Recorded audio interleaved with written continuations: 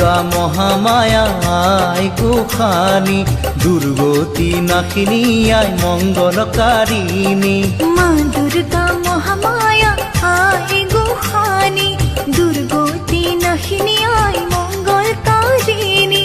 সুৰসী হৈ আয়ে শিৱ গৰিলে, আকাশৰ দেৱগণে পুষ্প বৰষিলে, আকাশৰ দেৱগণে পুষ্প বৰষিলে।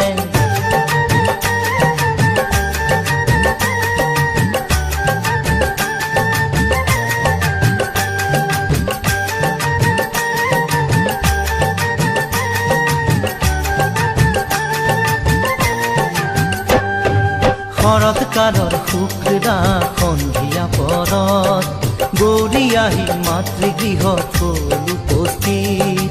লগত আহিল মহালক্ষ্মী মহা সৰস্বতী, আৰু আহিল কাৰ্তিক বাবা গণপতি। শৰৎকালৰ শুক্লা সন্ধিয়া পৰত, গৌৰী আহি মাতৃগৃহত হ'ল উপস্থিত।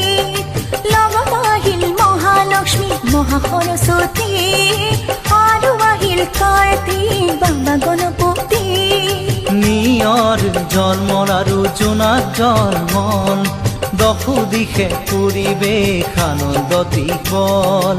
সুৰসী হৈ আয়ে শিৱ গৰিলে, আকাশৰ দেৱগণে পুষ্প বৰষিলে, আকাশৰ দেৱগণে পুষ্প বৰষিলে।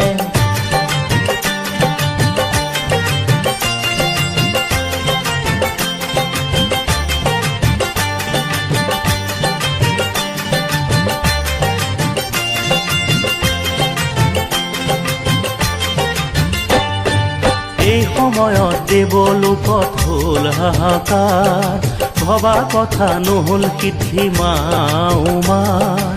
অসুৰৰ ভয়ে কপে সৰগৰ দুৱাৰ, হিমালয়ে চণ্ডিকাৰ কৰে আৰাধন।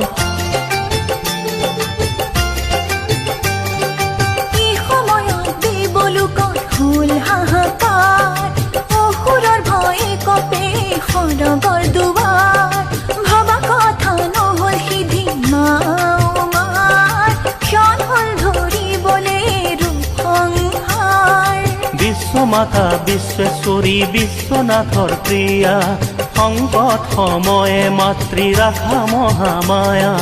সুৰসী হৈ আয়ে শিৱ গৰিলে, আকাশৰ দেৱগণে পুষ্প বৰষিলে, আকাশৰ দেৱগণে পুষ্প বৰষিলে।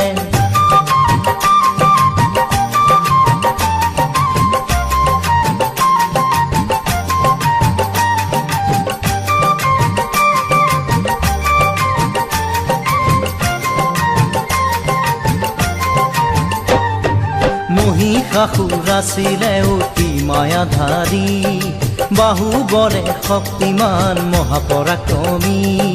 মায়াৰ বলত মহিষে